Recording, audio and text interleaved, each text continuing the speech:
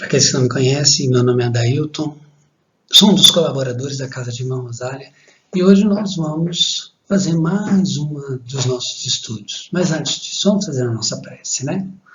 Senhor Jesus, ampara cada um daqueles que aqui se encontram, que possam essas palavras, Senhor, alegrar o coração de cada um de nossos irmãos, levando paz, harmonia e tranquilidade a cada uma das famílias que hoje podemos atender. Graças a Deus que assim seja.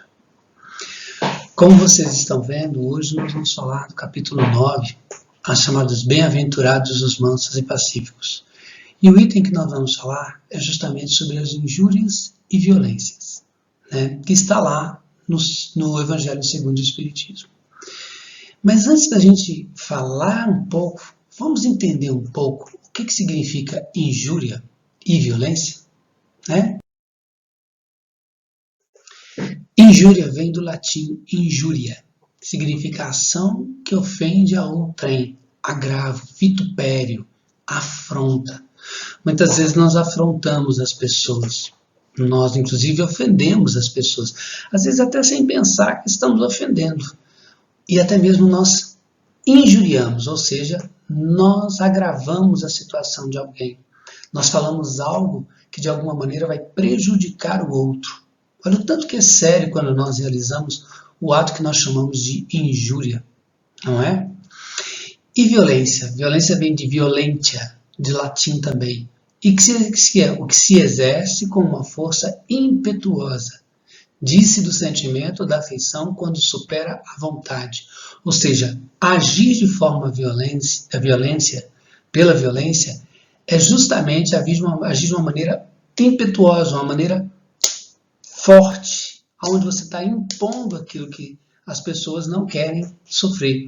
Então é justamente quando você fala de uma injúria e de uma violência, de alguma maneira você está indo contra a vontade de outra pessoa. E isso é muito importante a gente entender, para a gente não poder agir dessa maneira. Agora, falando do próprio Evangelho, existem duas passagens de Mateus que são importantes a gente perceber. Bem-aventurados os que são brandos, porque possuirão a terra. E bem-aventurados os pacíficos, que serão chamados filhos de Deus. Mas quem são os brandos? Quem são os pacíficos? Essa é a grande questão que a gente vai tentar elucidar. Nessas máximas, Jesus quis dizer que a brandura, ou seja, a moderação, a mansuetude, a afabilidade, a paciência que nós devemos ter, é uma lei. E ele condena, obviamente, tudo aquilo que é contrário a essa lei, né? Ou seja, a violência, a cólera, a ação ou expressão que a gente possa ser descortês com alguém, ou seja, a gente humilhar uma pessoa, ou colocá-la numa condição vexatória, né? Ou usar mesmo aquilo contra uma pessoa. E ele fala que toda palavra ofensiva exprime um sentimento contrário à lei de amor, ou seja, a lei de amor e de caridade, e que deve prescindir as relações entre homens, ou seja, deve ser, então, eles dentro de uma concórdia, dentro de uma união. E aí a benevolência que a gente tem que tratar é nesse momento que a gente exerce a fraternidade e a caridade. Então é justamente quando nós evitamos o ódio, a animosidade com nossos irmãos. E ele fala que depois da humildade para com Deus, o homem deve então perceber o quanto que essa caridade com o próximo se torna o que ele chama a lei primeira de todo cristão. Por isso que é contrário a qualquer ideia de violência.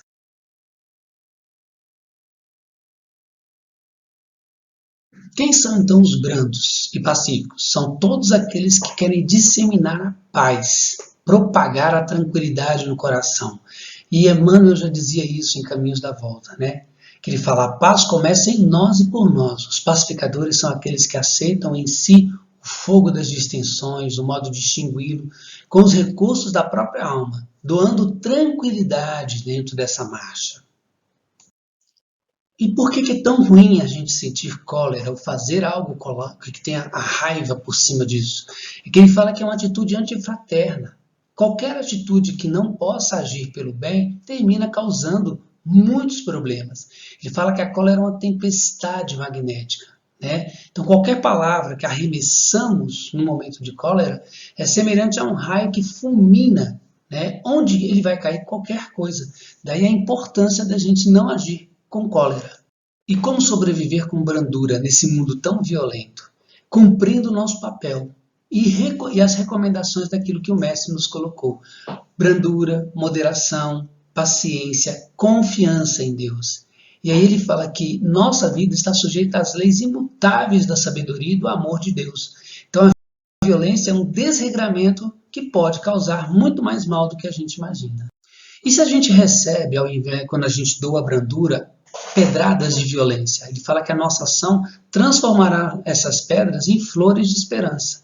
Ou seja, a justiça e a bondade de Deus, ela vai ser para cada indivíduo segundo sua ação. Então, os bens da terra hoje são dominados principalmente pelas ações da violência. Mas os brandos e pacíficos, esses é que ficarão para poder reconstruir aquilo que é o caminho de Deus mesmo. Ou seja, que vai acabar com toda essa visão egoísta que infelizmente ainda existe. Para finalizar, a gente coloca então, a violência é um sentimento contrário à lei de Deus. E que a paz constitui justamente toda aquela ideia de onde a gente foge a esse desregramento.